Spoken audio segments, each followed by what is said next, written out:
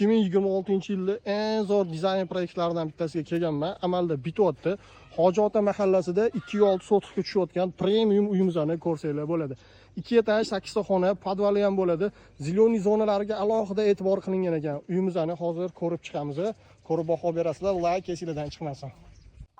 Uyimizni haybatini qaranglar. Ertaga fasadlari bitgandan keyin juda ham haybatli va chiroyli bo'ladi. Bu uyimizda sifatga va yashil zonaga katta e'tibor berilyapti. Mana shu sokolni o'zi original Angola firmasini granit mramorlaridan ishlatilyapti. Bu yerda yashil zonalarimiz 6 ta bo'ladi.